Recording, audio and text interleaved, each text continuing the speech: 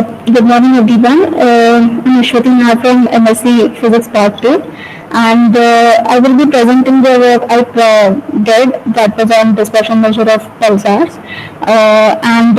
Here is a short abstract giving the gist of what work was done. So, during this course of time, six pulsar candidates were observed using the Green Bank telescope, which is a 20-meter radio telescope, which sits in West Virginia. And the distances of these pulsars were calculated from the obtained dispersion measured information of these radio sources. And this obtained information of dispersion measure and the distance to the radio sources were later on compared with the database of the Australian Telescope National Facility Catalogue, where the latest pulsar data are kept. So, we will be quickly going through the introduction of pulsars and dispersion measure on which the project is built, the methodology on how this experiment was performed, the result and discussion, and implications and conclusion to this, and also the uses and its further relevances.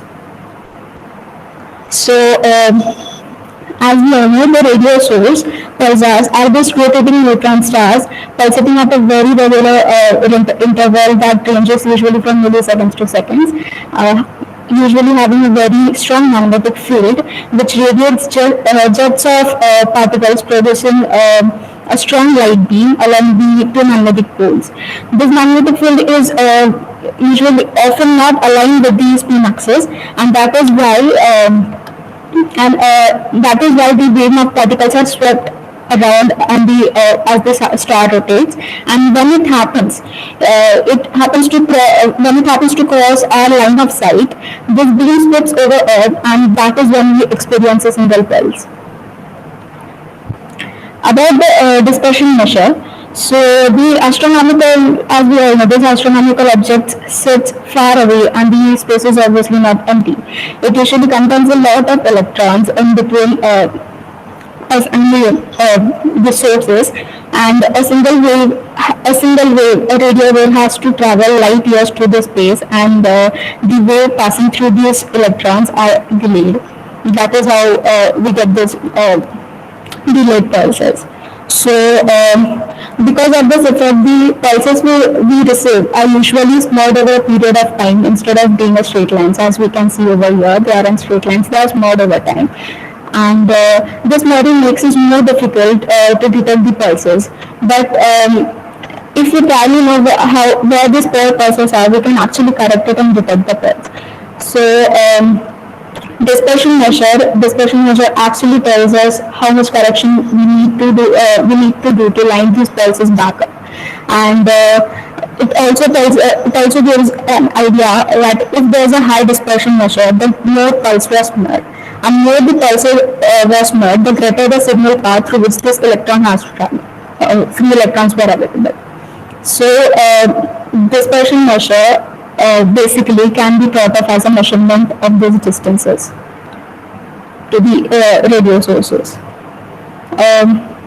This is a part of it, the effects of interstellar medium, how it plays. So as we all know, interstellar medium, it's cold and ionized plasma, and it contributes to all this electromagnetic radiation passing through it, and it usually has this refractive index of refraction, which is frequency dependent. So Fp is the plasma frequency. So at higher frequencies, this mu is very closer to 1 than at the lower frequencies, and hence very high frequency waves travel faster. So usually for ISMs, the number electron density is typically approximated to 0.03 centimeter cube, and when this index of refraction is less than 1, it implies that the group velocity of this wave is less than the speed of light. And due to this, the radio signals from the pulsar at a distance t from the observer will be delayed in time with respect to the signal of infinite frequency given by the amount it is by this formula. And so this comes out how the dispersion measure delay can be corrected. So here dispersion measure that is the integrated column density of a free electron in it's usually considered in just unit per centimeter cube. So dispersion measure is usually very well used in conjunction with a model of any galaxy's free electron density as a distance indicator, and the galaxy model used here will be mentioned here. So this is the methodology. So initially 6 pulsar candidates, following candidates were observed using this Greenback telescope, 20-meter radio telescopes, and to which the access was granted by a collaboratory called as Pulsar Search Collaboratory. They gave the access to operate this telescope, and following the specifications of the telescopes. So it has this L-band receiver, which that is its bandwidth is 1300 to 1800 megahertz. That is, it is capable of detecting the radio waves over this particular band of frequency, and the filter used is HVAC. The central frequency,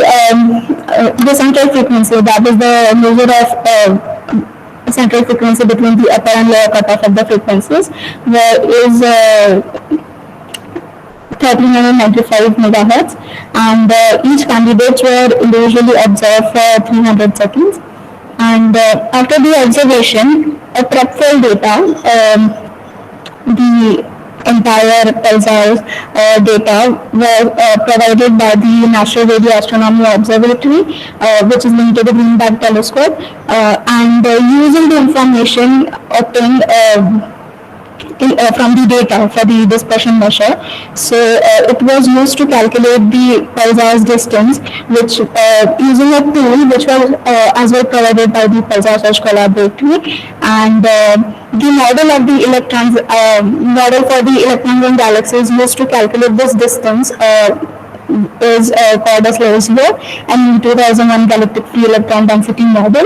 So basically this model is used to describe the distribution of the free electron, which is responsible for the pulsar dispersion measure, and this is basically used for estimating the distance to pulsars, as well as also it also describes the large scale variation in strength of fluctuations in electron density that can underlie any scattering process, and it is also used to interpret interstellar scattering and scintillation observations of any galactic objects and extragalactic objects, for example compact agents and all.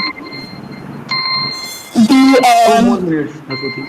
Yeah, so these are these were the data I actually got after each observation, and here are the pulse profile and the time domain profile. So here this is the dispersion measure graph, whatever the dispersion measure was obtained, it all comes handy over here as well, and so this was obtained for individually for all the 6 pulsar candidates, and this is how, using the galactic longitude and latitude, the distances were estimated, and actually the actual expected dispersion measures for these other candidates, as we can see here, are comparatively high. But again, this dispersion, the maximum dispersion, depends on where the candidate is in the sky. And as we know that our galaxy is shaped like a disk, and we are about 2/3 from the center of the galaxy, there could be a slight difference from what we observe from where are we observing from. So this dispersion measure depends on how much stuff is between the pulsar and us. And if the pulsar is in the plane of disk, we have to look through a lot of stuff to see through it. And hence, as we have to look through a lot of stuff, the dispersion measure can be really, very high. And if the pulsar is outside the plane of the galaxy, that is above the disk, we have to look through a very less stuff, and that is how the dispersion measure comes out to be lower. So here was cartoons which were obtained as are calculated using the ATMF calculator for the distance measurement, and it shows the position of the observed candidates from the observed location in a galactic XY plane, and the red cross over here indicates the observation, that is the point of telescope from where it was pointed, and the green cross, like I guess it's over. Green cross, it indicates our observed pulsar candidate, and from this first and second cartoon we can see that the radio object lies very close to the disk, and it's a bit far away from the disk as well, and the plane of sight. So this is away from disk and this is away from the plane of sight respectively. So usually near the disk the electron density is higher. So to observe a object line, as we mentioned before, it has to go through a lot of stuff, and hence we experience a larger dispersion measure. And here we can see. So for this particular candidate over here, so we have encountered a very high dispersion measure, that is of 44.45. So which tells us that the object sits at a very large distance, and it corresponds to a distance equal to the thickness of our galactic disk. So by the end, using the ANTF tool, ANTF catalog, the actual pulsar data were fetched by putting appropriate information needed for the candidate, and it was being compared with the obtained dispersion measure and distance, which I got from my observation, and that's it. So Nice presentation, Asuti. The session is now open for question and answer.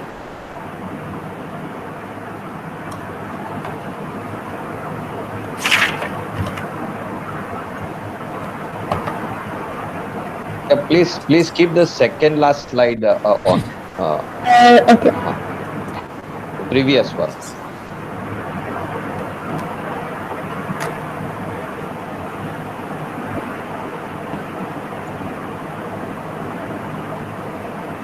Yeah, okay. Maybe you mentioned it, I missed it. At what frequency were these observations made? So those observations were made. These are details. So yeah, 1300. yeah, so central frequency is 1395. Yes. Okay. So will the dispersion measure change if we change the observation frequency? Depending on the observation frequency, no, it won't. It will or it will not? Sorry, I didn't get it. It won't. It won't. So even if I observe it at 300 megahertz, let's say, it will be the same, the VM? Oh no, we will, at such drastic change, we would obviously encounter different changes. Sorry, I couldn't understand your answer. There's some disturbance in audio. Hello? Yeah, my question is that these dispersion measures are at this particular frequency of observation, right? Yeah. If I change this frequency of observation, let's say to 300 megahertz or let's say to 3 gigahertz, will the DM change?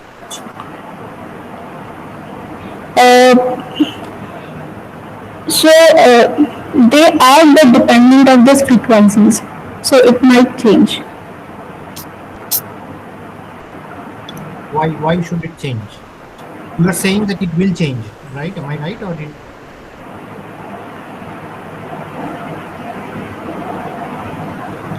Usually, I have been known that the sum of the frequencies of this dispersions, they are independent of the frequency values. But for such a drastic frequency change, No, what do you think? I mean, what do you think physically what would happen if you are observing light at a different wavelength what is the origin? Why does this dispersion measure occur at all? I mean, why do we have dispersion? It's due to the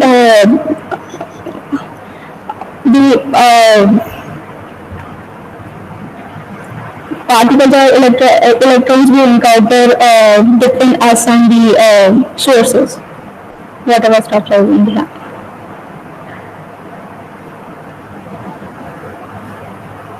Okay. I didn't understand exactly what you were saying, but I think your response is that it will not change if the frequency. Yeah. Okay. So the distance that you got, can you go to this last slide or that? So did I understand you correctly that you assumed a model of the electron distribution and use that to estimate the distance Yes. from the dispersion measure? Yes. Okay. So I went along with this particular reactive model. So in this model, is the electron density uniform along the line of sight? Yes, they are considered it to be uniform along the line of sight. Do you think that is a realistic thing to assume? No, I won't completely believe that it's the realistic way to assume it. So, but this was considered as, it is considered to be the most, what we say, so, like usually this model has been given the most credits for calculating the distances, so that is why I went with this model. Yeah. Okay, thank you. Yeah, I'm done.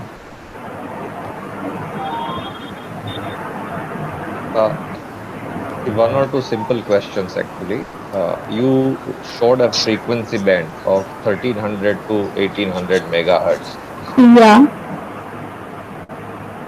I exactly 1395. What is so special about this? I exactly don't know what's so special about it, but I just know that how it was done. So usually it was a cutoff frequency between the upper frequency and the lower frequency they are considered. What is the wavelength corresponding to this frequency?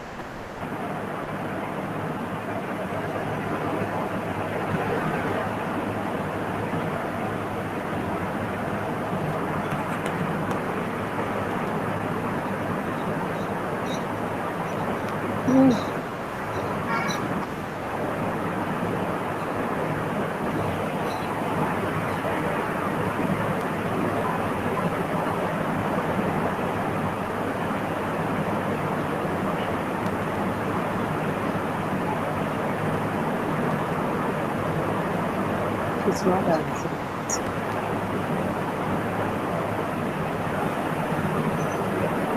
I hope you are calculating. Smriti, are you able to hear us? Can you hear me?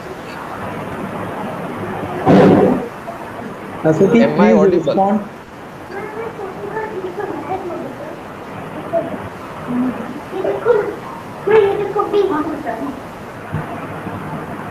Smriti, can you hear us? Hello? We can hear things happening at her place. That means she is having network. Smriti, can you hear us?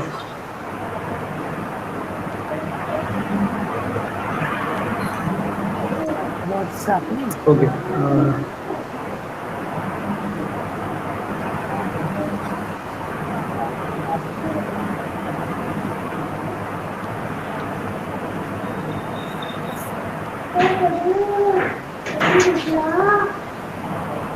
Smriti, you can stop sharing the screen. Maybe.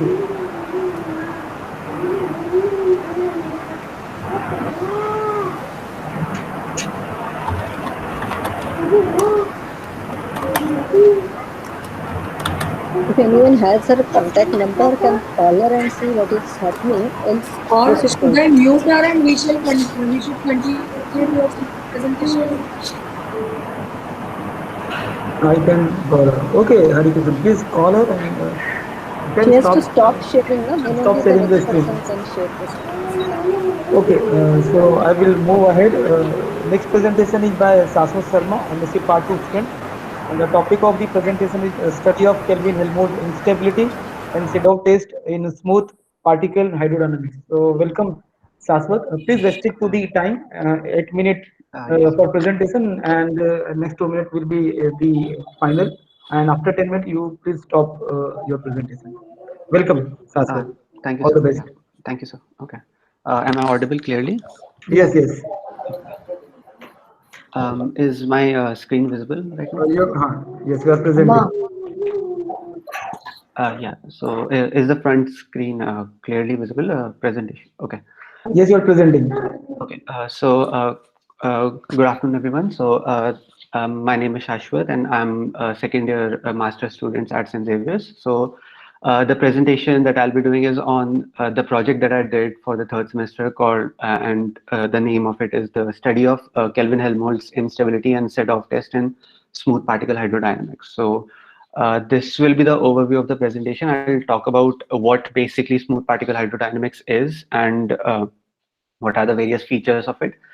Then I'll talk about the two topics that I chose to study under this one particular method of solving partial differential equations. So the Kelvin-Helmholtz instability and the Sedov shock wave.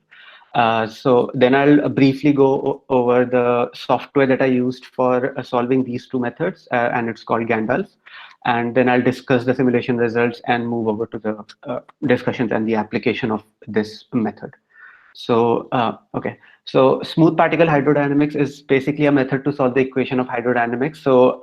Instead of using a rigid method of dividing our entire region into specific meshes, it's a meshless technique. So basically what we're doing is, depending upon the position of each independent particle, we will be basically determining the density around that particle and then fixing a kernel function over it so that we can figure out what will be the contribution of the neighborhood particle on that one particular chosen particle, and then evolve and then determine the gradient because of that, and then solve the Lagrangian equation of motion and figure out how that will evolve over time. This method has widespread application in simulating star formations and stellar collisions and supernova explosions. Okay. To specify how we can use this method, I studied these two very famous phenomena. One's called the Kelvin-Helmholtz instability. So basically, whenever we have two laminar flowing fluids right next to each other sharing a boundary, over time, because if there is a difference in the velocity and the density of the two fluids, over time what will happen is they will start mixing with each other, and initially they'll form these wave-like patterns. So as you can see in the images, these are very famous patterns that are extensively observed in Saturn's band and in Jupiter's red spot. Or even if you take two fluids with different densities and then allow them to flow right next to each other while they're sharing a boundary. This basically happens because of Bernoulli's theorem. Initially what is going on is you have to while they're sharing the boundary, because of the application of Bernoulli's theorem, over time, to keep the area and velocity constant, they create these regions of high pressure and low pressure. So eventually they start mixing and tugging each other, forming these wave-like patterns. Okay. The second phenomena that I made use of is the Sedov shockwave test. So initially this was done during the early Trinity test for atomic bombs. And what Sedov figured out was, depending upon the energy of the bomb, how much over time the radius of that sphere will increase. So what he basically used were these photographs and eventually figured out a very simple relation for figuring out the radius over time, depending upon the density of the region and the energy of the yield.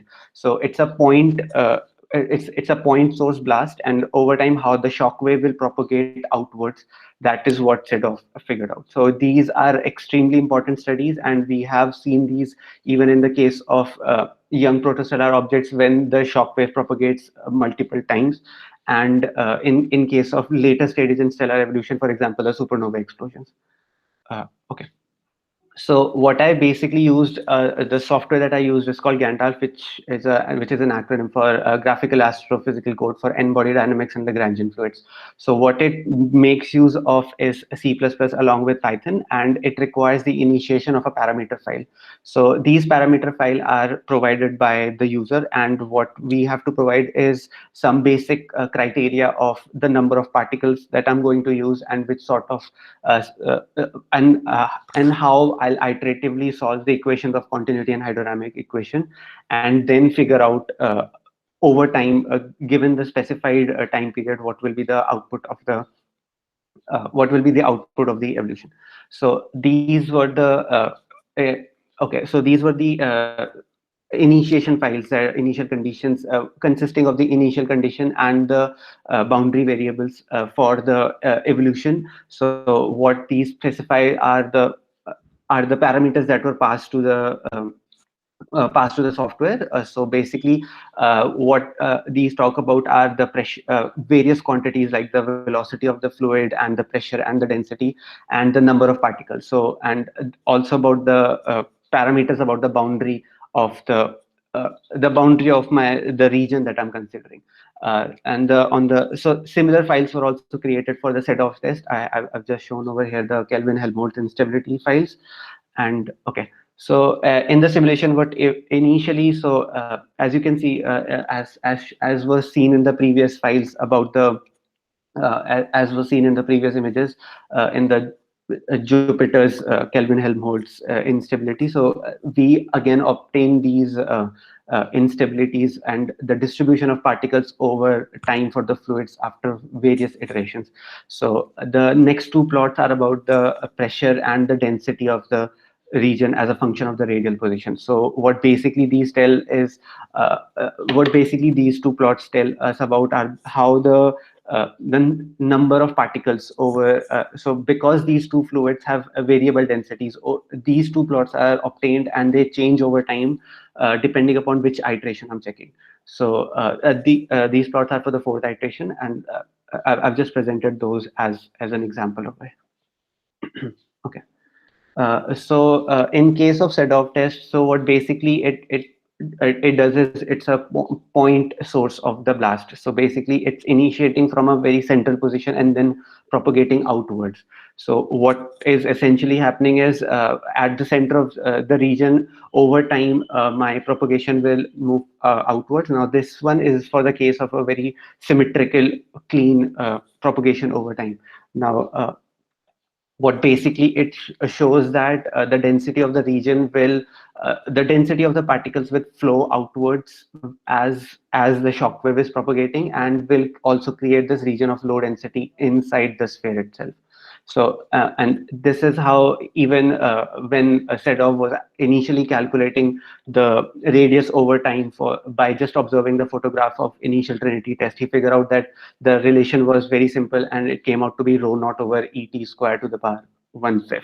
So this was, and graphically and even calculatively, these two conditions satisfy.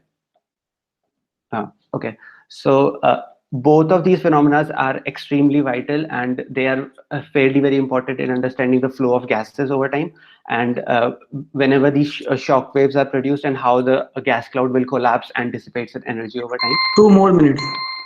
Yes, sir. Okay, that's wrapping up. Okay. So it's extremely important how these shock waves will move forward, and the gas cloud will collapse over time. And other interests are in the fluid motion of gaseous planets. So just like in the case of Jupiter and all the Jovian planets, we observe that because of the gradient in different gases, these wave-like patterns are observed, and these can definitely tell us more about what sort of atmosphere is present on the surface of these planets. And smooth particle hydrodynamics is very handy in solving all of this because it makes use of a specific kernel functions for depending upon which type of problem we are tackling, and this project can then be extended as well, depending and by correlating this data with the astrophysical data. And other application of this method is also in seismology and atmospheric sciences, as well as in aerodynamics. So yeah, thank you so much. I'm done. Thank you. Session is now open for the question and answer. Nice presentations as well. Restricted to time. Thank you. Thanks.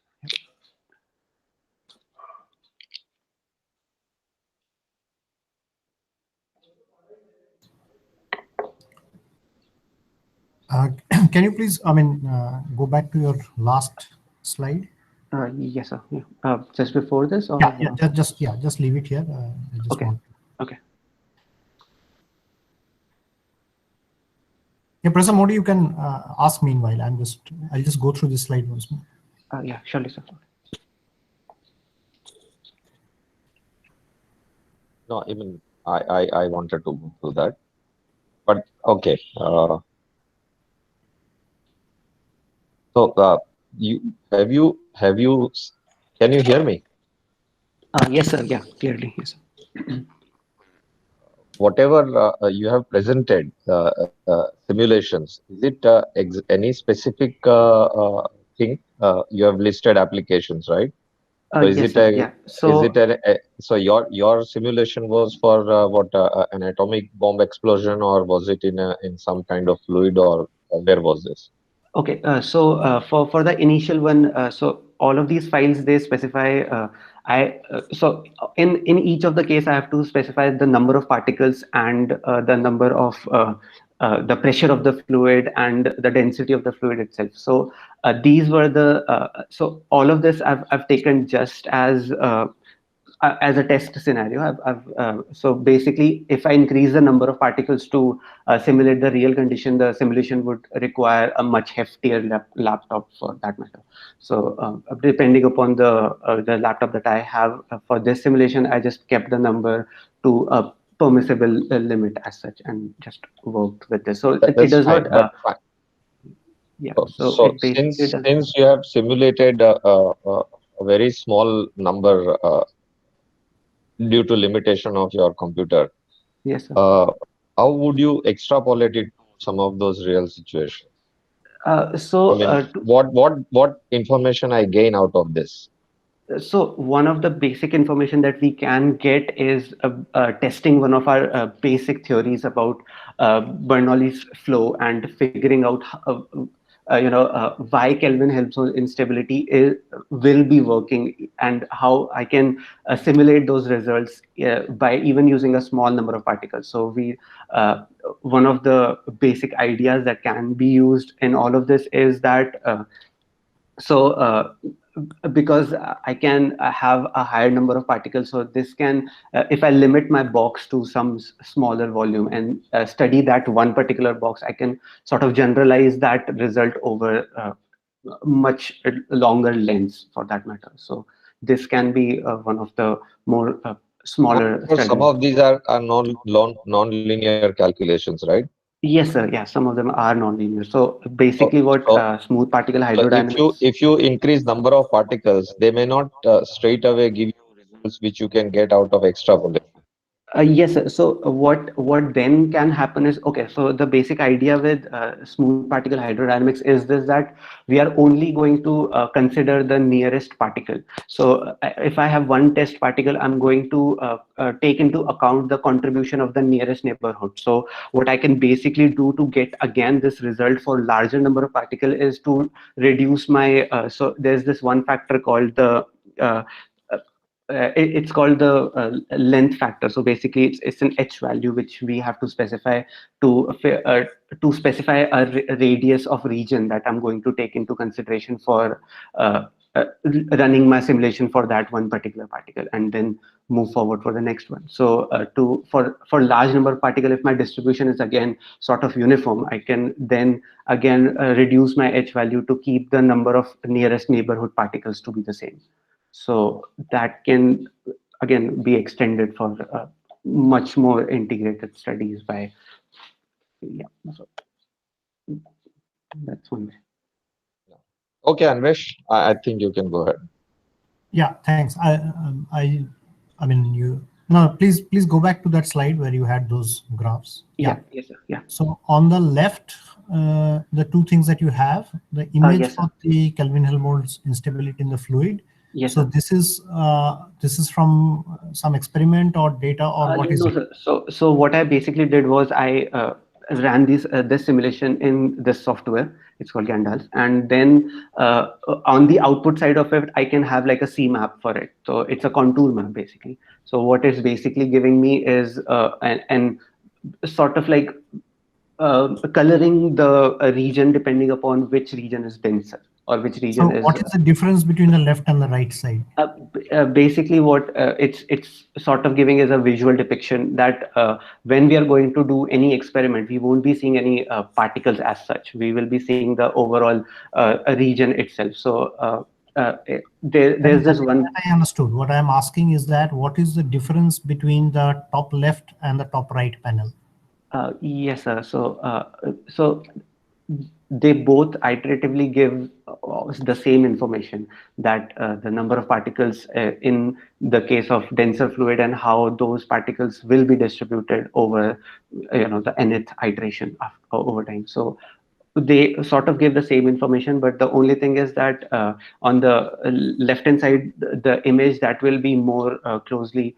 There's this one particular case that if I have two liquids, I'll be seeing, so I won't be seeing exactly the particles themselves, but the distribution of the waves. So those will be more clearly visible as seen on the left one, and the right one only tells me about how those particles. So both of them are basically giving me the same information. There's no difference in that.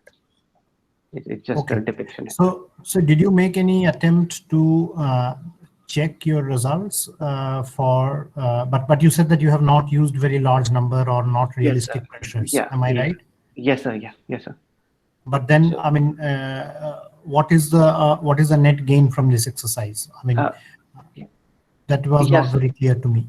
Yeah. So basically, what I wanted to understand from all of this was how what basically Kelvin-Helmholtz instability and Sedov's test were, and initially what were the ideas behind making use of how they came to this understanding of studying these instabilities and figuring out. So the whole idea of this exercise was to understand those basic parameters and then just run over a simulation that could depict all of these simulations, and depending upon keeping the number, although not realistically exactly the same as would be in the real scenarios, but just getting the gist out of how these simulations actually work. Okay, thank you. Yeah, I'm done. Any other question? Okay, thank you, Shashwat, for a very good presentation. We will have next presentation by SYBSc student Apurva Bhatia. The topic of the presentation is video analysis of the force of impact on a person as a function of bending of the knee on landing. Welcome, Apurva. You have to present your report, and you have to by clicking on the present now button. All the best. Yes, sir. So, am I audible? Yes, you are audible. Please restrict to the time. Sir. So, is my screen visible? Yes, you are presenting. Yes, sir. Go ahead. I think it just froze.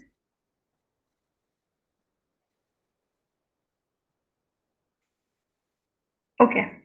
So, good morning, everyone. Good afternoon, everyone. I am Apurva Bhatia from SYBSc, and I'm going to present my project on video analysis of the force of impact on the person as a function of bending of the knee on landing. So, yeah, I know, big name. But respecting that name, I want to clear out something, and that is what this project won't have. So, this is just for some light humor. Anyway, coming to what this project is all about. So as far as I remember, and I hope you guys remember it too, in our 10th or 11th class, we had a very basic question asked. Why do gymnasts bend their knees when they land? This was asked in physics, this was asked in physical education. And this is such a classic situation because intentionally or unintentionally, we do tend to bend our knees when we jump and land. So why does this happen? Going a little back, we do know the Newton's laws of motion. I won't be going into much depth about it, but we do know two clear facts. First being that the net force acting on an object is equal to the product of its mass and acceleration. And then obviously the OG of the laws, the Jessica-Tessa situation, every action has an equal and opposite reaction. So just imagine a person jumping from a height and landing on the ground. He or she exerts a force on the ground, and in return, the ground exerts a force on them. Now this force is exerted for a particular time period, thus referring to the term impulse, which is also change in the momentum. So impulse can be written as shown here. Impulse is equal to delta p, where delta p is the change in the momentum, which is equal to f into delta t, and also m into delta v. So we can also rearrange and write force as m into delta v upon delta t. So now coming to the actual question. Why Purva, is your it? slides are not changing. Screen is not moving here. You're still on your now they're changing. Now it's It's And can you please change it to slideshow mode? yes. It's like it's visible now. No, go to slideshow mode. Your presentation is visible. Please go to the slides. Slides. Actually, it is on slide, so I think my net is quite slow. No, I think you have shared your PPT file. So first open it in slideshow and then reshare. Okay, okay. Yeah, right. That's the problem.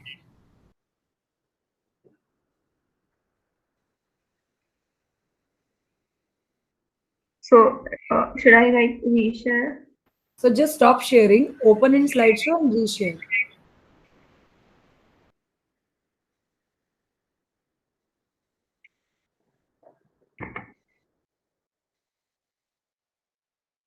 Okay.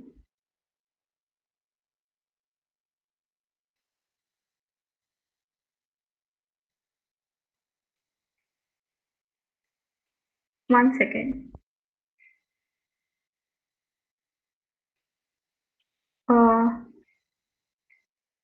I think now the entire screen is visible. Yes. Okay, so should I like continue from here? Yes, yes. Please go ahead. Okay. Sorry about it. So coming to the actual question is why is it advisable to bend our knees when we jump? So what happens is when we bend our knees, the time period of impact becomes larger as compared to that during minimal or no bending. So in an ideal case, for example, if the same body is jumping, that is the same mass is jumping, and if we consider that the value of delta V is the same for both the cases, then from the previous equation, that is F is equal to m delta V upon delta T, m delta V is the same, but delta T would change. Delta T would be greater for maximum bending, and it would be very less for no bending at all. So obviously, the force exerted on the body by the ground would be larger if we do not bend our knees. So using the free body diagram, we see that the body is accelerating downwards with two forces acting on it. One, the gravitational force on the person acting downwards, and then the force of the person exerted on the person by the floor, which is acting upwards. So the net force exerted on the person becomes mg plus ma. Now A is the acceleration, and it is equal to delta V upon delta T. But now what we are looking at is that the center of mass comes to a rest. So the final velocity will be 0 and A would become minus initial velocity upon delta T. So now delta T is T2 minus T1. T1 is the time at the point of impact, and T2 is the time at which the center of the mass of the body comes to a rest. So now the theory is covered, so I'll jump straight to the experiment. So what me and my friend did was we tried to do this experiment with extreme precision. She stood on a chair and jumped on a marked circular tile twice, once with maximum bending and the second time with minimal bending. We recorded the video and then analyzed it on software called Tracker. So some stills from the video are here. So this was for the maximum bending and this was for the minimum bending. So we considered a specific point right here in the middle of the body as the center of mass.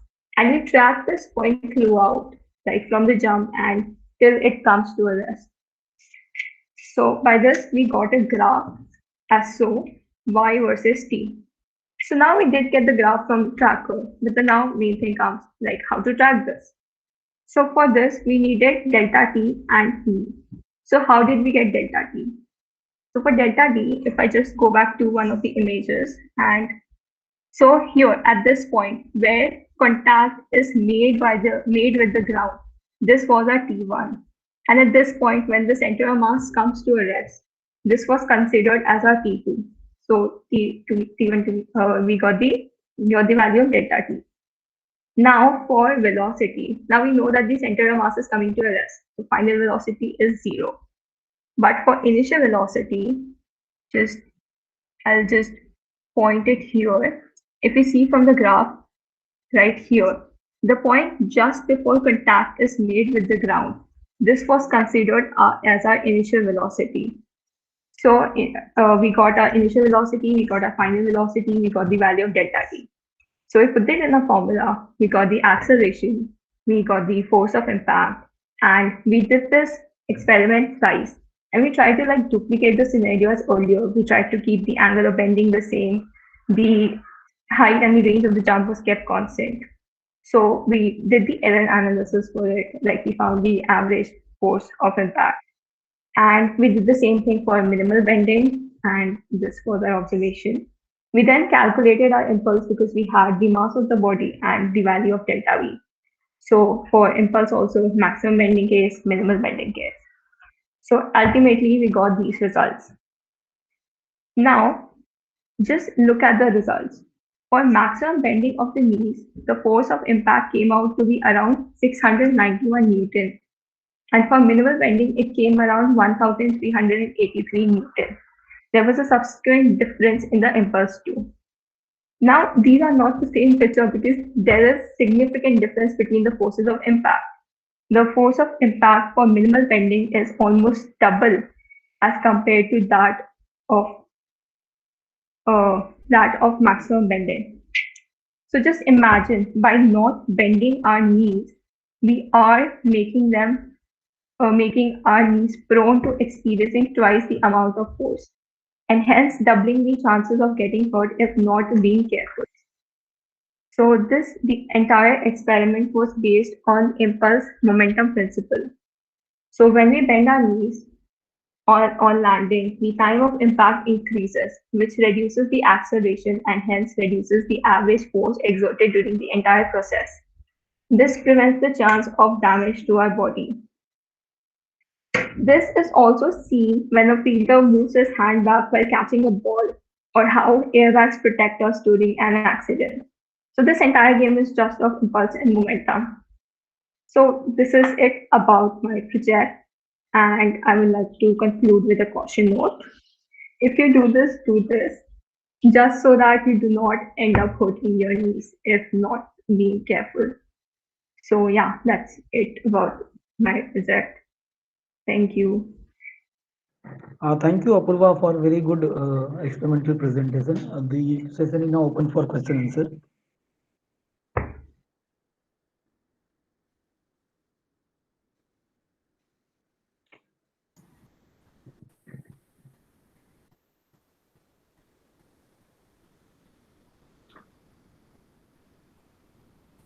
Yeah. Did you change the height of from which the jump was made? No, sir, we kept it constant, and also the range, like from like the range of the jump was kept constant. Also what? So we marked a point, and like Ananya was supposed to jump at that particular point. Okay. No, that's all right. I'm asking that you could not check it for different initial velocities. Am I right? Yes, sir. Like, so the thing with velocity was because we were doing it like we were jumping according to our intuition. We tried to like duplicate it, and like in the observation, there is some change in the initial velocity, like that is there because of human error or whatever. So, but like as an average, they're very close to each other, the initial velocity for like And one particular observation. how can human error change the velocity when you jump from a fixed height? So Can you control like your speed not when you're jumping? so that's like because we are just we took 3 videos for like the same jumping thing. So there are times when the velocity would be like the person would jump faster or slower. That would happen. Like we try to minimize it. Like we tried our Do you like think our that you can do that? intuition. Do you think you can jump? A human jumping like that won't be very plausible like for this case because it's a human jumping. Like maybe a person who is very experienced, a professional gymnast who like does the same jump, has been practicing it for years, maybe then the error would be like very, very less, or the difference would be very, very less. But No, for of course, there will human, be I don't think it's possible. some fluctuation because it depends on how much pushback you are giving while jumping. But from a fixed height, the the velocity just before the point of impact would almost be the same, right? Do you agree or you don't? Yes, agree? sir. Yeah, sir. It is almost the same. Right. Okay. And how did you measure the angle of the knee? So angle of the knee, when we got the when we did the experiment, when we used it on tracker, at the point when the knee was like completely bent, when the center of mass had come to a rest, at that point actually we used a protractor because protractor no, like there was this we actually used a protractor because we could not get the angle as it is. Like from the picture that we got, it was like all the intuition. Like the picture that we got, we put the protractor like the angle should be like this, and then we calculated from that. It wasn't the most accurate Can you way to think do of, can you it. think of a better way to do it with everything that you have already? Maybe with some slight change in the design of the experiment. Can you think of anything?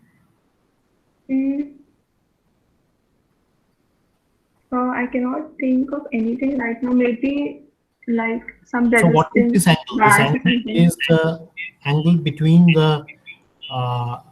between the lower portion of the leg and the upper portion of the leg. Am I right? Yes, sir. Yes, sir. So you have a tracking software. Can you not think of doing something with that? So we could not. I don't know. I think we didn't have that much knowledge like how to get that angle using tracker. Because like that will. I think I can do it. Like I have to like research about it a little, like see how I can find the angle of the bending. Maybe I it mean, is possible. all you need to do is to wear a tracksuit and put large dots on the side of the legs, which you then track. Oh, okay. That's all. That's yeah. Better way. If you track your shape of your leg, then you can easily do it. Yes, sir. Right? Yeah. Okay. Yeah, sir. Thanks. I'm done.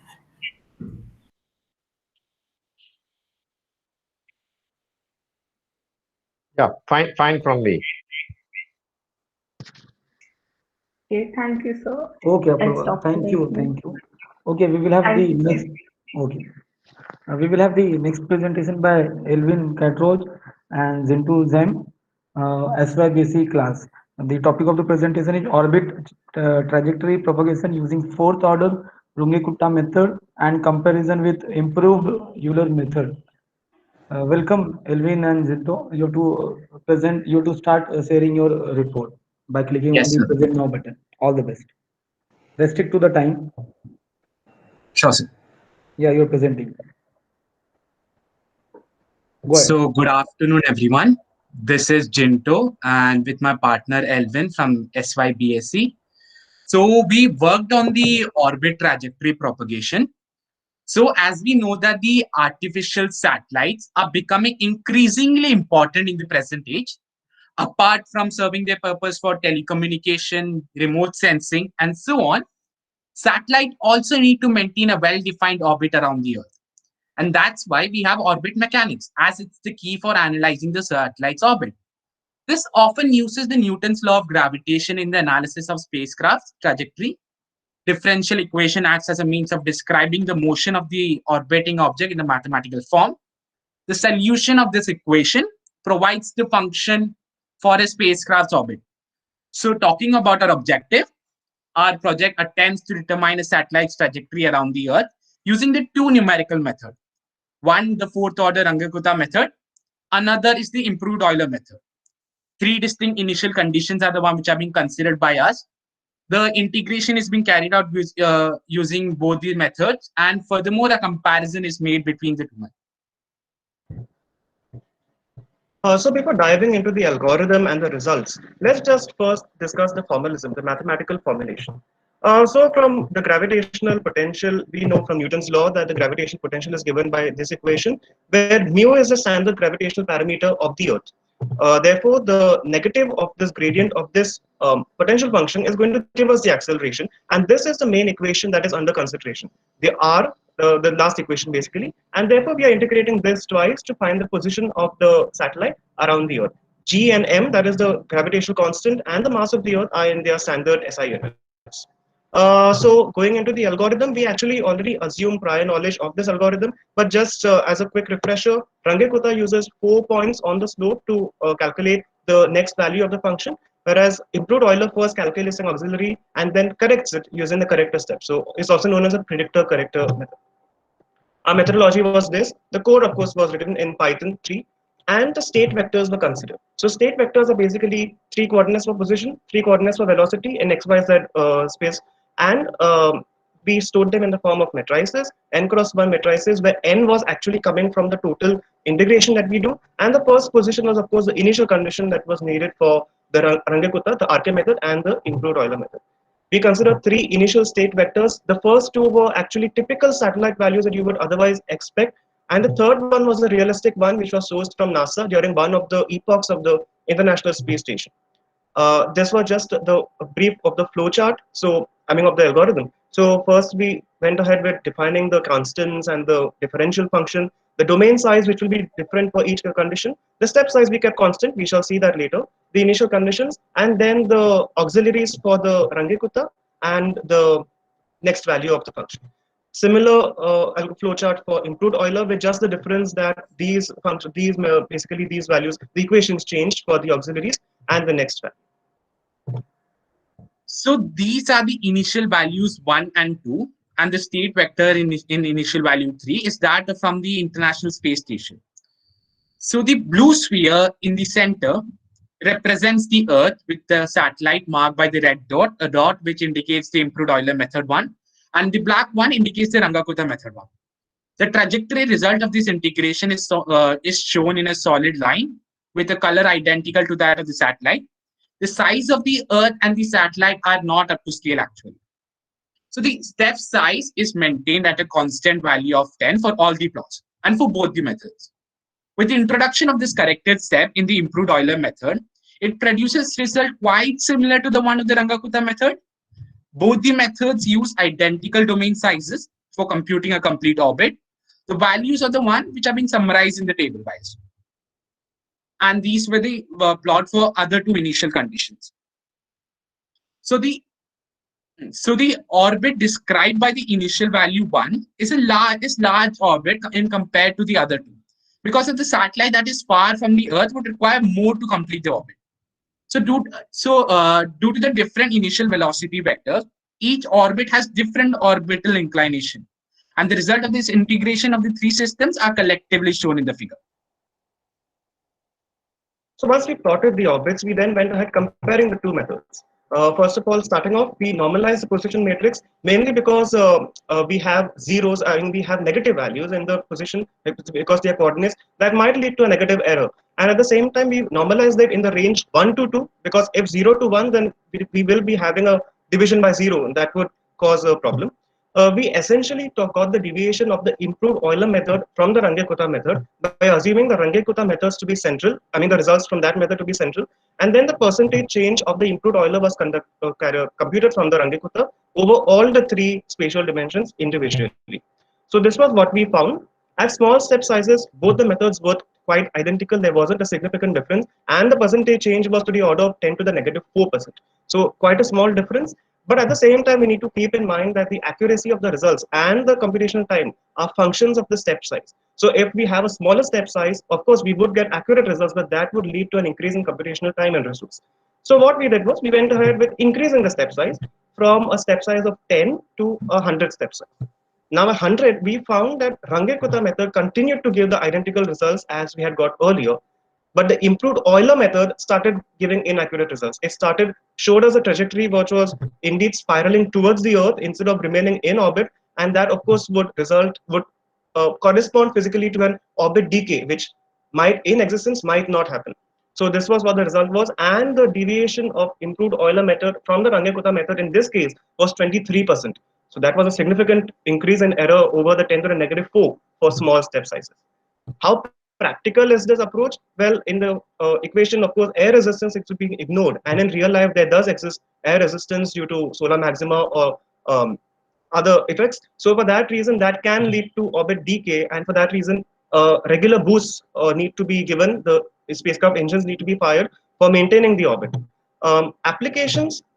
These techniques, numerical integration techniques, can be used for interplanetary navigation, probably Earth mass transfer and the Hoffman transfer orbit basically, and then transfer orbits for injecting into another planet's gravitational potential. And in mathematical form, numerical methods can be used for differential equations that are either extremely tedious to find solutions, or they are just completely impossible to find analytical solutions. So to conclude our presentation, this project attempts to simulate the trajectory of an orbiting satellite around the Earth using the numerical integration techniques, the improved Euler method and the classical Runge-Kutta method. Both the methods are used to simulate the three orbits with different initial values of the state vectors, keeping the step size constant. Both the methods produce very similar results with a percentage change of the order of 10 raised to the power minus 4. However, the consequences of increasing the step size is shown in one of the orbits, with the Runge-Kutta method outperforming the predictor corrected method, showing an error of 23%, thereby highlighting the disadvantage of the improved Euler method at the large step size. And both the methods are reliable techniques for numerical integration. So as we just focused with plotting the orbit and comparing the methods. But of course, extension of this project can be done. You could include automatic variable step size selection in a real life system, and that would be, I think that's very efficiently done in modern software which can handle this work. And we could probably go ahead with the Runge-Kutta-Feldberg method, which is another extension for numerical integration techniques, which is built on the Runge-Kutta method, just as the improved Euler method is built on the basic Euler method and the Taylor series. So that was it. Thank you for the presentation. And if these were the references that we referred to, and the code we have put in, this was the Python code for the Euler method and the Runge-Kutta method. Thank you. Yeah, thank you for the nice presentation. Session is now open for question and answer.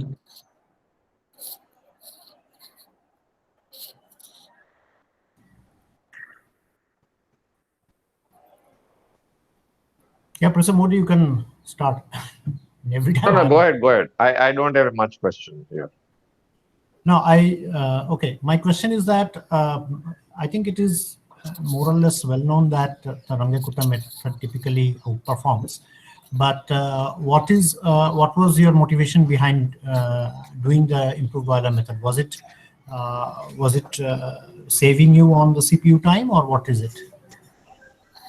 So basically, our main objective was just to come, because we did have references where we read resources rather, which said that improved Euler method also gave good results as compared to Runge-Kutta method. But then there was a little doubt there, because improved Euler method just uses one value, one point in the slope to calculate the next value, and then uses that, it's an auxiliary, and then uses that auxiliary to correct it. Whereas the Runge-Kutta method uses 4 points on the slope to go ahead. So we just wanted to see what is the actual thing, what is the in reality, how does it actually work, and what is the, I mean, if we do this, yeah.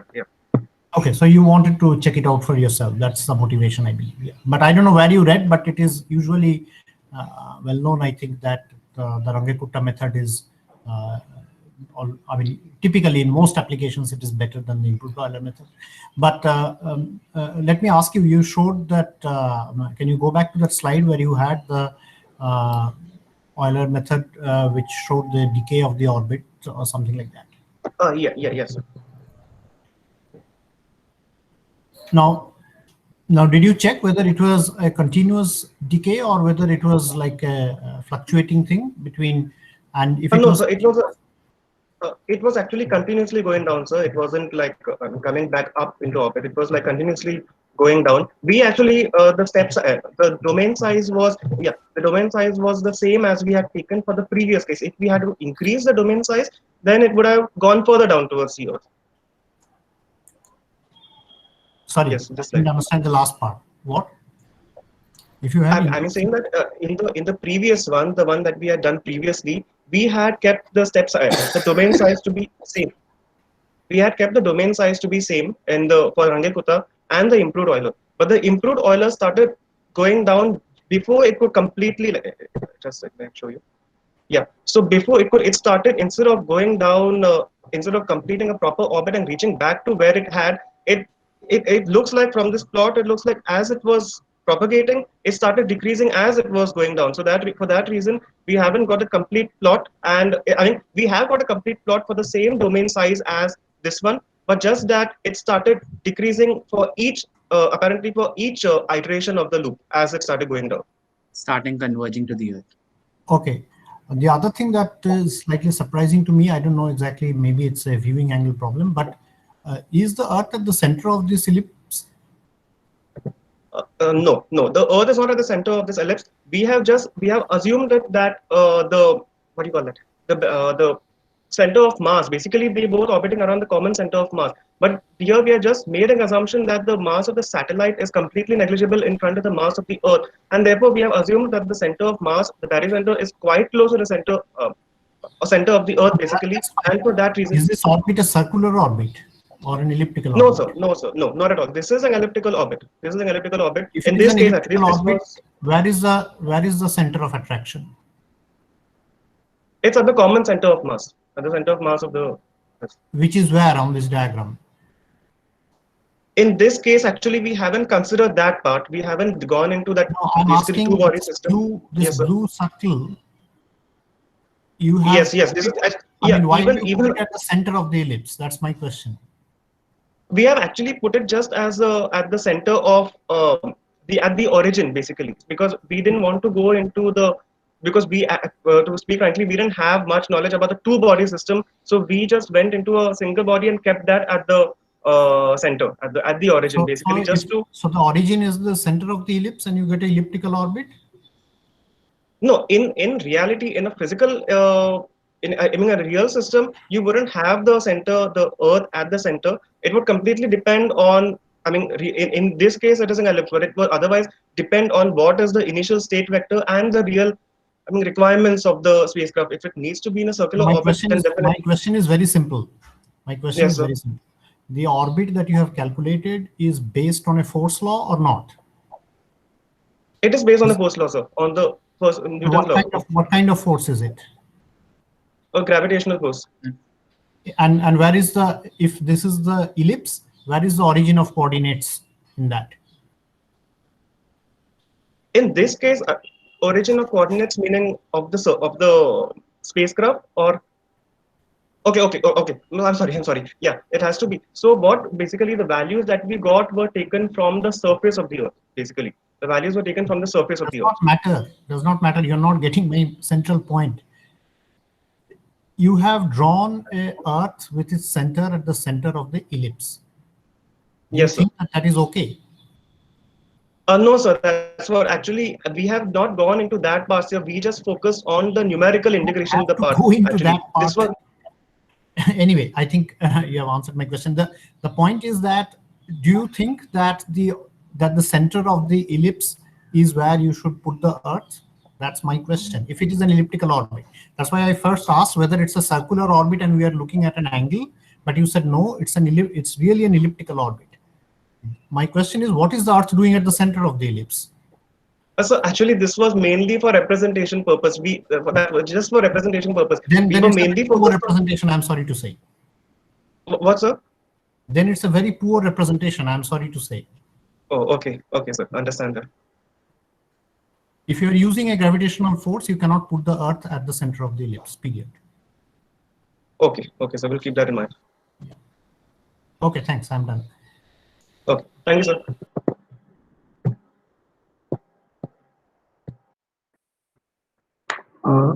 Okay, so we will have the next presentation by SYBC student Roshni and Akshita. The topic of the presentation is auditory masking in the human ear. So welcome Roshni and Akshita. You have to present your report by pressing the present now button. Yes, sir. Thank you. All the best.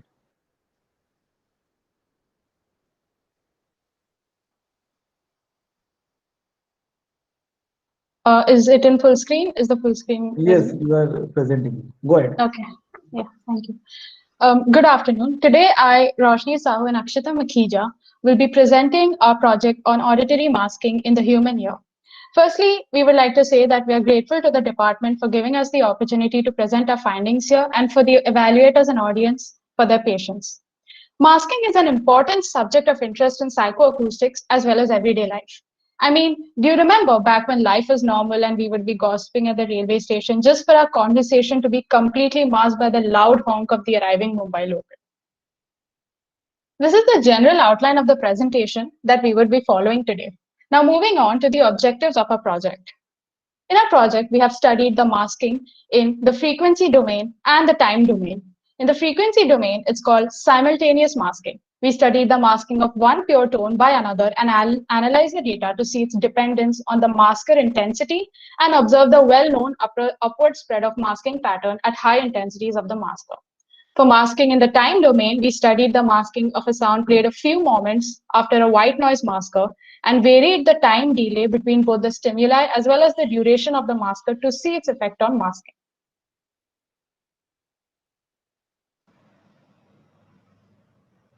Before we begin with the methodology and the findings of our experiment, we would like to discuss a few basic concepts relevant to our project. The cochlea in the inner ear converts sound pressure vibrations into neural impulses that are passed to the brain. The pressure vibrations in the cochlea excite mechanical vibrations in the basilar membrane, which are transmitted as neural impulses via the hair cells present in the organ of Corti. The mechanical vibrations in the basilar membrane travel from the base along the length and form a peak in the region where the resonant frequency is equal to the sound frequency. Higher frequencies stimulate the region near the oval window, and lower frequencies stimulate the region near the helicotrema. Two pure tones played together stimulate different regions in the basilar membrane. Here, curves A, B, and C represent sound of the same frequency F1, but different sound levels. The curve C is completely overlapped by the tone of F1 Hz, so it is inaudible in its present.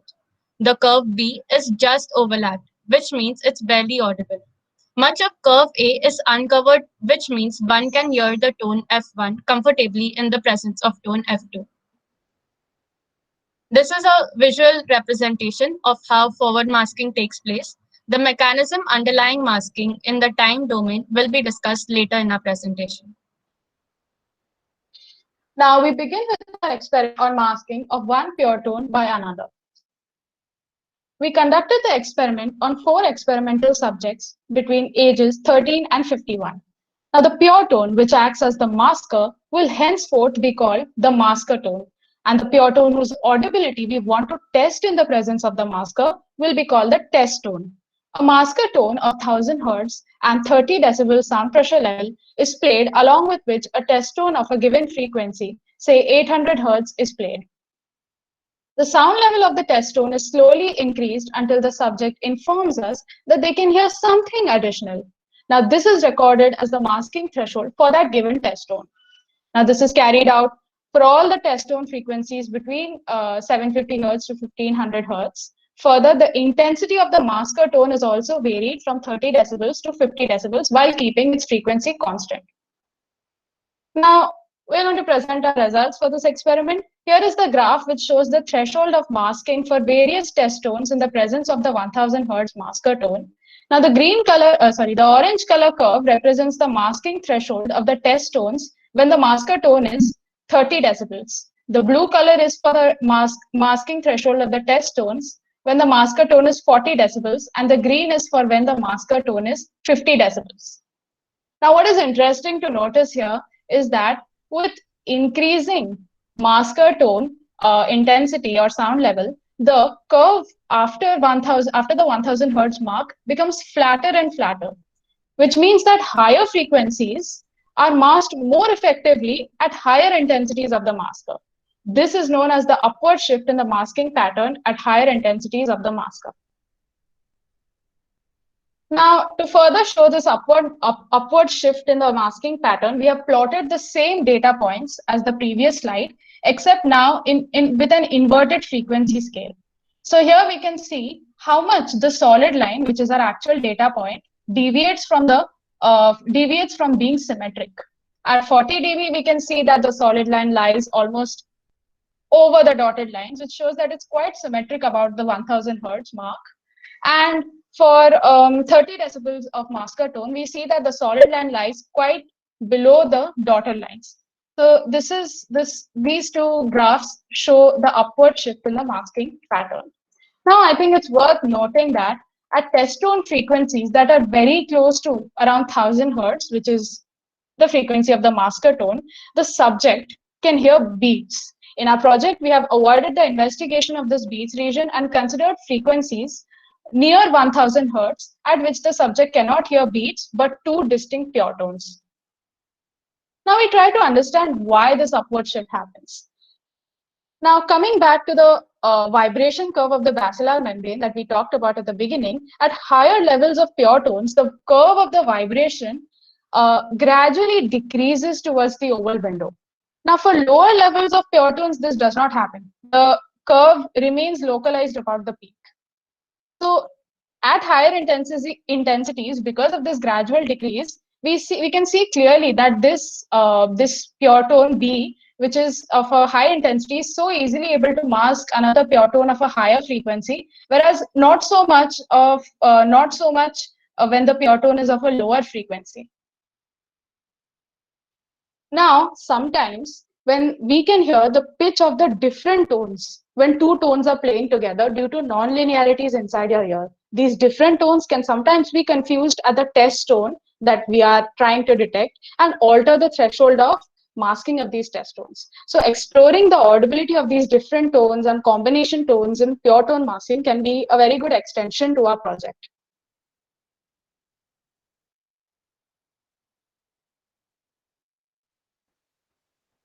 Now, we will present the findings in the experiment on forward masking of a tone burst by a white noise masker.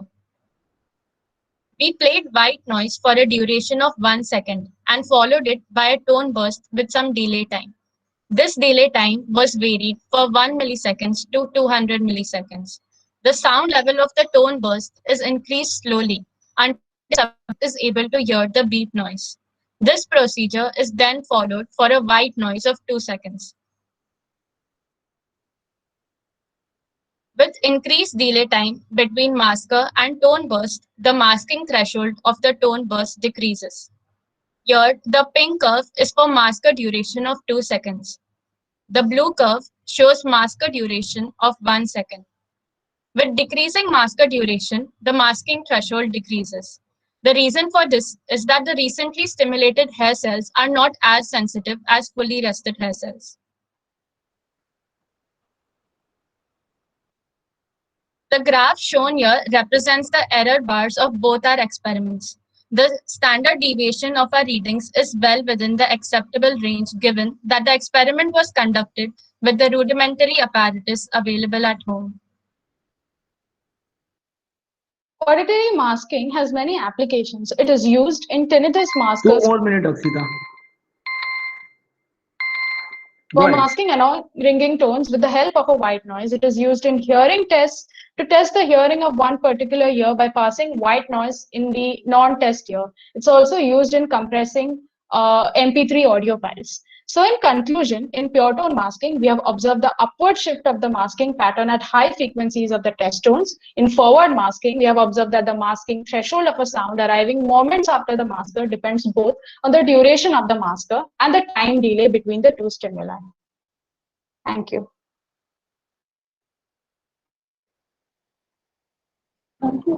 Yeah, presentation is now open for the question and answer.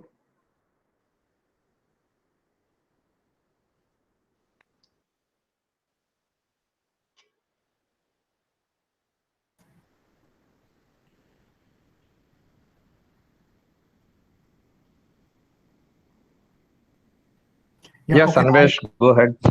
No, I'm a bit confused with the jargon here. Can you please go back to one of your first slides? So if the masking threshold is lowered, what does that mean in terms of hearing? I mean, okay, I'll just am I still presenting? Yes, I think I'm still there is a presenting. thank you on the screen, but we can't see Yeah. the slides. So is this the graph that you'd like for me to clarify? Yeah. So what we mean by the masking threshold is that when we are playing, so this is what the sound file actually looks like. So there's a white noise that is played for some duration, and just moments after that, a tone burst is played. So when we are playing, just a minute. Sorry, again, I'm confused with the terminology here. So the tone burst is the one that looks like a small peak at 70 milliseconds, of which 70 milliseconds, or? Yes, the tone burst is this tiny peak over here. Okay, so Yeah. so that is at a particular single frequency. Yeah, the tone burst we chose it as a 1000 hertz pure tone of 70 millisecond duration. Yeah. And the box represents a white noise played for 2 seconds. Yeah, for 2 seconds, and we play this entire sound file to our experimental subject, and they have to tell us whether or not they were able to hear this tone burst, which actually is just like a beep noise. So this tone burst is the level of this tone burst for every time we change the sound level of the tone burst slowly from a very low level up to a level where the subject is like, okay, now I can hear this. Now I can hear the tone burst. Now By level, you mean amplitude of this signal, right? Yeah, the sound level, yes. Okay. Okay, yeah. Now, can you please go back to your other slide? Which one? The one where we had the two graphs with the... You had a blue graph and Next a pink. slide, yes, this slide. Yes, this one. Yeah. Yeah. So can you please explain once more for me what is the inference from this? Yeah, sure. So this pink color graph is when the white noise, the rectangular gray box, was for a duration of 2 seconds, and the blue color is when the duration was for 1 second. So we see that when we are increasing the duration of the white noise, now these are two separate readings that we take from the experimental subjects. We have to keep conducting the experiment again and again for them. So when we do that, we see that so when we say that the masking threshold decreases, what it means is that now the subject, if the white noise masker is of a shorter duration, the subject is more easily able to hear the beep noise, which is arriving after the masker, after the white noise. Whereas if we increase the duration of the white noise, it becomes a little harder for the subject to hear it. Just a minute. So when you say easier or little harder, you mean that by easier, you mean at a lower amplitude? And by harder, you mean that you have to increase the amplitude for the subject to hear it. Am I right? Exactly. Yeah, okay. Yeah, please go ahead. Yeah.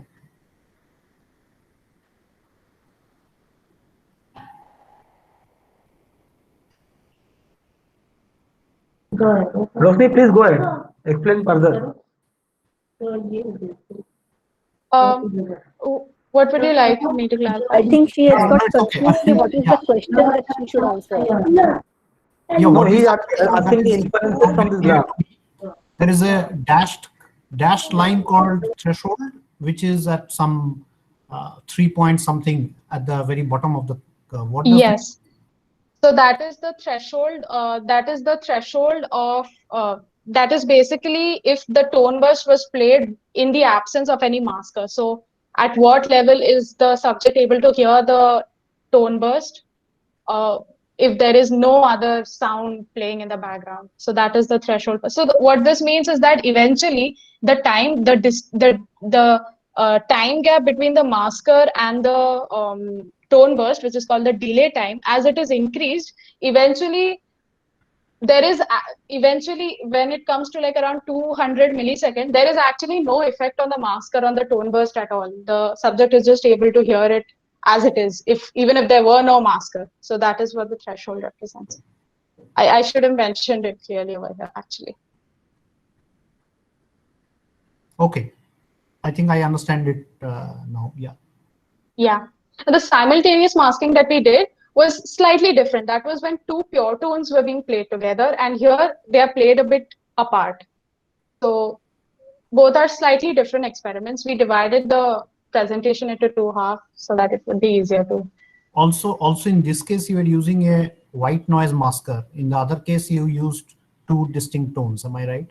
Yeah, two pure tones. There, the masker was also the pure tone, and the sound that was getting masked was also. Here, the masker is a white noise. White noise, yeah. Okay, but did you check about with the by changing the amplitude of the white noise, what effect that has? Yeah, that is a parameter that we did not check. There can be many variations that we can do to the to use a different sound altogether after the masker. We just changed two parameters, the delay time between the two and the duration of the white noise. Okay. Okay, thank you. Yeah, I'm done. It's a very unusual experiment or field for a physics student to go into. So just want to know what is the motivation, why you decided to do this experiment. So we do have actually we have a course on acoustics in our undergraduate physics in the 3 years. So for that we had to choose. We decided to go for a psychoacoustics experiment simply because it was very interesting for us to explore a subject that is usually was not introduced to us ever. That was the motivation for choosing a psychoacoustics experiment and not any other. I don't mean that. I mean how it affects our life, or what is the application, and how your study is going to help us in any particular direction. So masking is used a lot. It's actually one of the primary phenomena that is used for hearing tests, wherein you put like a white noise masker in one of the ears and you test pure tones in the other ear. So that sort of gives you that tells you exactly how good your hearing is for one particular ear. Then it's used a lot in hearing aids where older people have these ringing, buzzing noises that bothers them. And again, maskers are used to mask the ringing noise. Then in compressing audio files, and especially in music and in where there are so many different tones being played together, to understand how one tone is going to mask another tone would be very useful to them. Since clearly there are so many, like in the pure tone masking by a pure tone, we see that the graph has a behavior which we don't expect. The graph suddenly becomes asymmetrical with higher intensity of the pure tones. So clearly it's not a very straightforward dependence, and there are many parameters involved when we are talking about masking of so many different sounds. And it becomes even more complicated when we look at masking of tones by complex sounds, which is actually what we hear on a daily basis. We have taken pure tone by a pure tone. Then there is pure tone by a complex tone, complex sounds that we hear every day. So I'm not sure if that answered your question. Yeah, no, it's very much answered. I'm really, I must congratulate that you have chosen unusual subject, and then you have really the applications are the motivation to do this study. Good job. Thank you. Yes, I'm done. Thank you, sir, for good appreciation. Thank you, Rosni and Akshita. Let for us the clap for the speakers, no? Ajay sir. Yes, yes. Thanks a lot. Thank you, Roshni and Akshita, for very good presentation. We will have the last presentation of this session too by TYBSc students Hetanshu and Dijin. The topic of the presentation is two-dimensional discrete Fourier transformation. Hetanshu and Dijin, you have to start sharing your report by clicking on the present now button. All the best. Go ahead.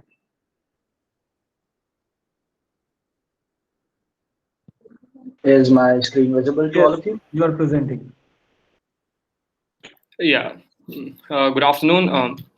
My name is Biren Joseph, and my partner is Hetanshu Baratia. And here we are to present a project on 2D discrete Fourier transform. So before we go into what exactly we did, I just want to give an introduction on Fourier transform.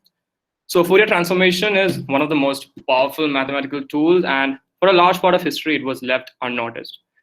It was Joseph Fourier who realized the importance of this tool, and thus the name.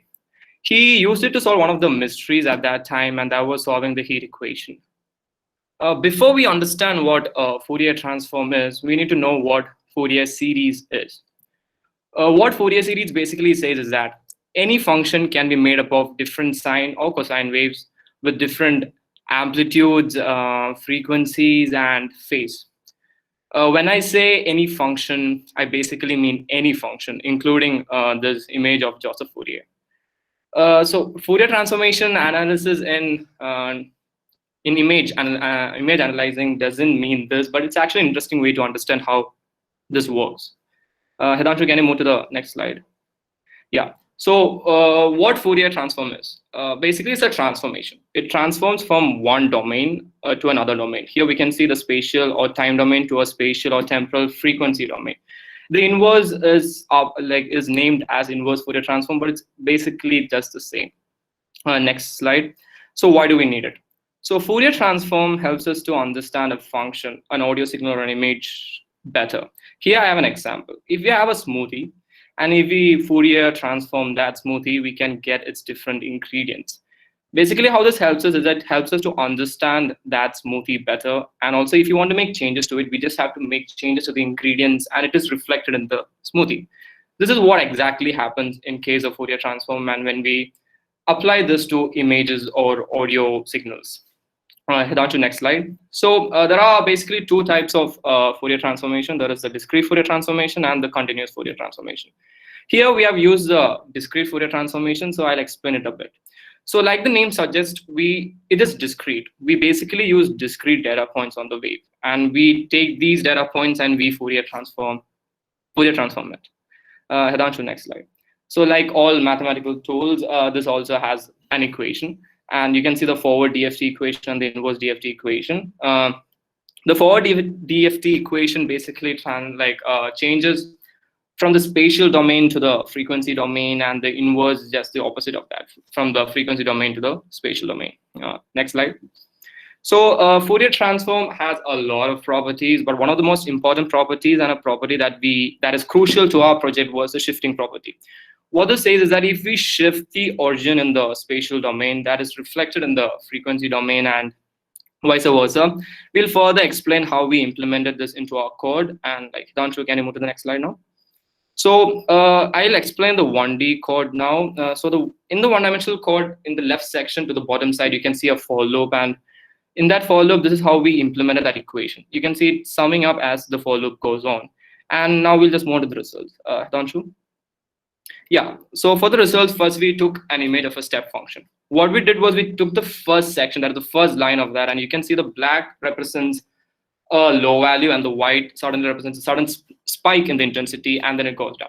So this is a spatial representation of that, and at the bottom you can see the frequency domain, and as we expect, it is the function that we expect. And the reason why it is not at the center is because we haven't implemented the shifting property here. We'll be implementing that in the 2D code. Next, we also did another example where we took an image, and this image is actually a combination of different images whose frequencies were 30, 50, and 60. And in the next slide, you can see the spatial representation of that, and you can also see the frequency domain. So in the frequency domain, as we expect, we can see spikes at 30, 50, and 60. And this basically shows that our 1D code is working. Now what we had to do was we had to extend it to 2D, and I'd like to hand it over to Hidanshu to explain that part. Yeah, so now we're extrapolating our code from 1 dimension to 2 dimensions in the image. And this is how we went about it. First, we inputted the image, and then we truncated the image to 100 cross 100 pixel size so as to save on computation time. Then we created a matrix of the image's dimensions, and we filled the matrix with zeros. And then initialize the sum counter and initialize it to 0. Then we created an ND grid traversal matrix. Now this is a very articulate way for matrix travel that differs from the traditional mesh grid matrix.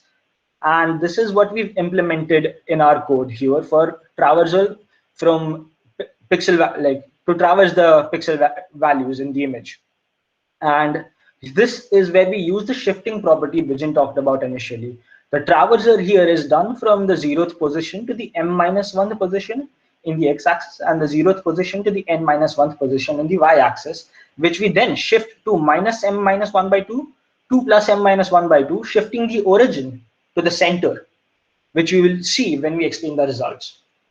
Now, using the ND grid traversal system, we created a for loop, a nested for loop of systems, in which we implemented the equation that we defined earlier, and we applied the equation to every point that we traversed through, and we saved the output in the matrix called the output matrix.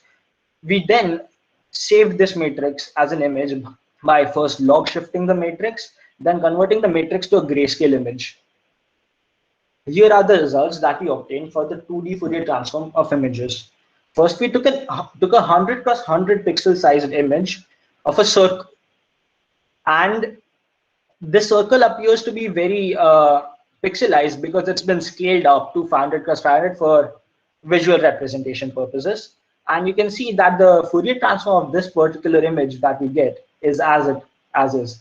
And you can see that because we've implemented the shifting function, the origin is right at the center as opposed to being at the four corners of this image.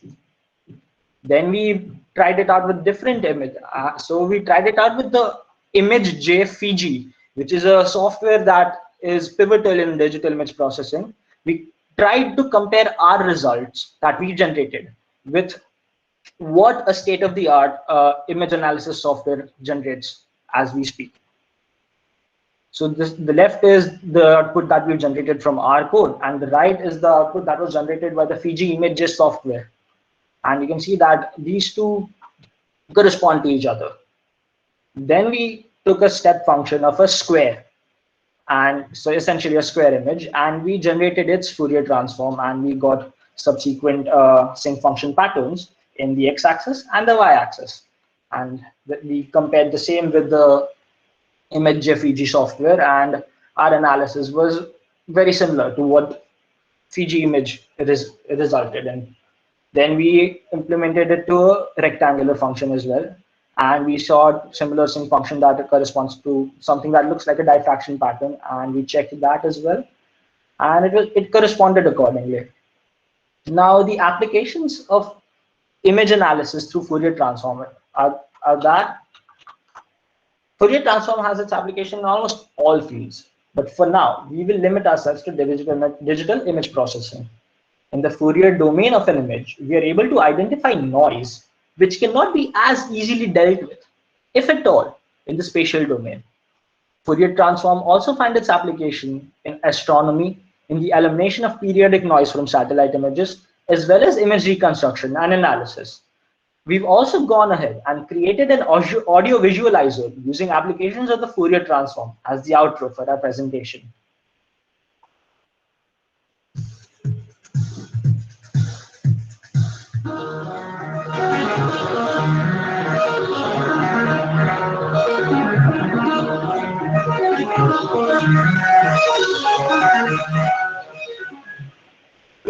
bombshell. It is time to end. Thank you so much for watching. Good night.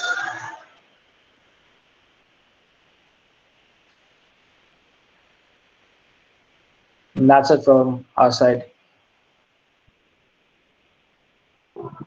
Thank you, Hitanshu and Vijay, for the presentation. The session is now open for question and answer.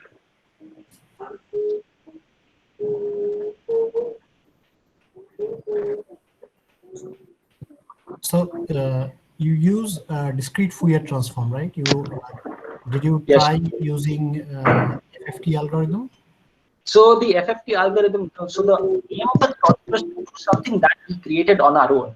In Octave as well as MATLAB, there is an inbuilt FFT function that uses the Cold-Tukey method of algorithm to traverse and get the Fourier transform. But it is an inbuilt function and doesn't involve the mathematics that we studied as a theory component for our digital image processing. No, that's all right. I'm just asking whether your code does a DFT or a FFT. DFT, sir, discrete Fourier transform. Okay.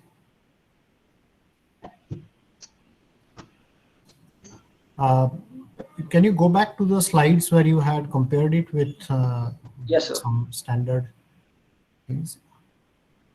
Which particular comparison you want me to go to? Yeah. Let's say this one. So, Right. Is it correct to assume that the level of the grace, the amplitude or the power is indicated by the grayscale image? I mean, that is, so the more black it is lower value, and the more white it is higher value. Is that the Yes. interpretation? So Yes. in that case, I mean, I'm a little surprised by the Fiji image. I'm less surprised by your thing because it shows the expected pattern. At least that's what I would expect.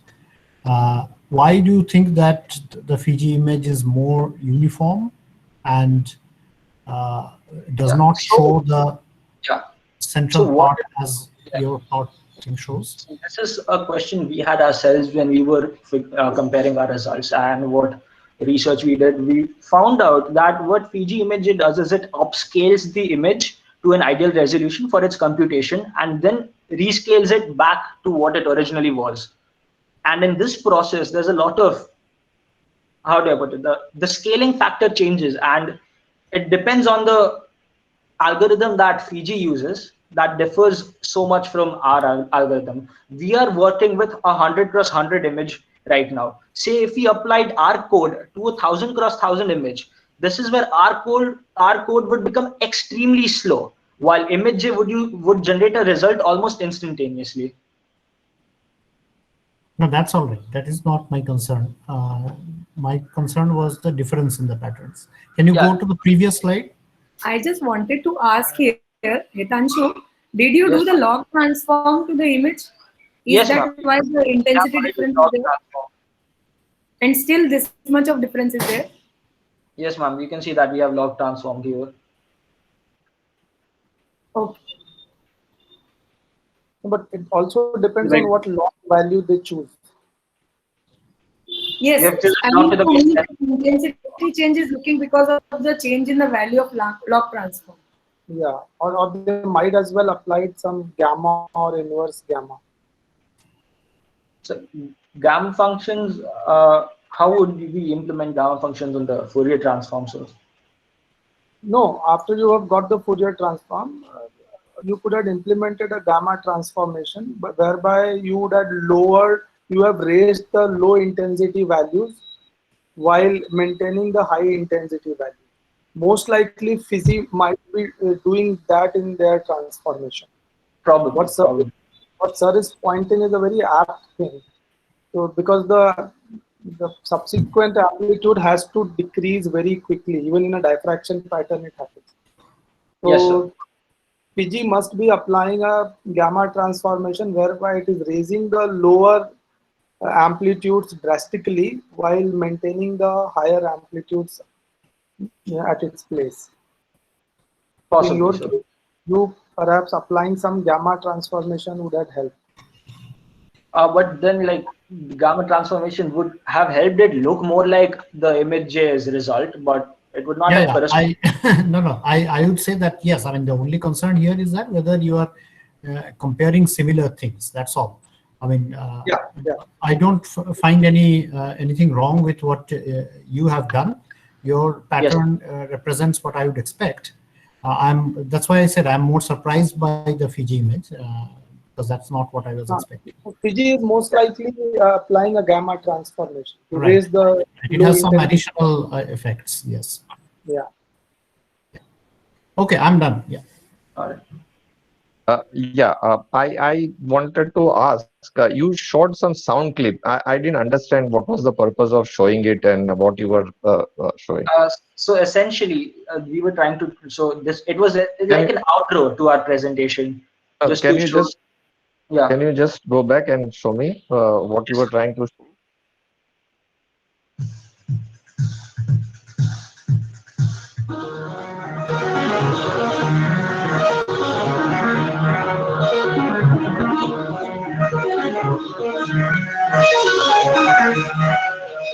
So on that bombshell, it is time to end. Thank you so much for watching.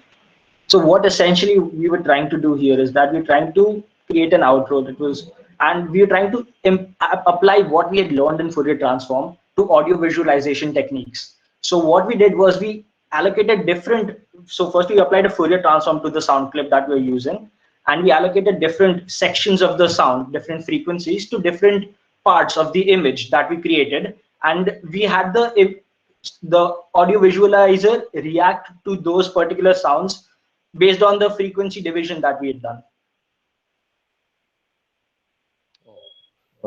I still don't understand exactly what you are trying to tell me. Maybe Actually, if you can Ashu, elaborate. you need to explain how that clip, that Fourier and your names written, what that has to do with Fourier. So what we did was we tried to apply what we learned to aesthetic purposes, for visualization purposes. And what we did was I typed my name, I typed the text that we did, and we saved the text as an image file, and then we masked the entire image file to create the outline of our text. Then to that outline, we then took our sound clip and we applied a Fourier transform to that sound clip.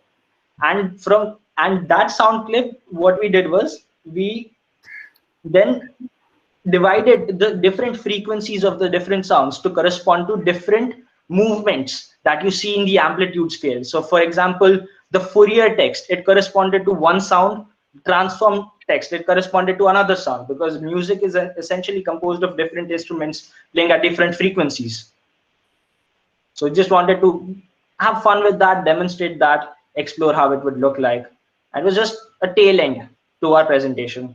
And what was that part where some man is saying something? What is that? That was just the outro. That was it for a visual representation. Yeah. So you mean that animation you have created using Fourier? No. Yes, ma'am. I was like the Fourier animation transform. of the text and sound. Yes, that's what you have created, applying techniques from Fourier transform using a software called Adobe After Effects. Oh, but that last bit where some man is saying something, and what is that? It was just an outro. It was just like a thank you so much for watching and being with us. It's like a thank you slide, but yeah. Oh, that didn't come to. We didn't understand what was said. I think it was because of the lag in the presentation that we presented and the screen that we are presenting. Achha. I see. Yeah, fine. I don't have anything more to ask. Right. Thank you, Professor. We really appreciate and thanks for putting your hard effort work in just confining to 10-minute presentation. Can we have a clap for all the participants who have given their oral presentation session 2? So really appreciate that whatever you have presented. Good work. Okay, so we will have a break for the lunch, and shall we meet again here by 2:15? 2:15? Yes. Or 2:20? I'll need more time. So can we make it 1 hour, 2:30? 2:30. Okay. So we will have the third session, which will start at 2:30 p.m. Yes, thank you very much. Thank you very much.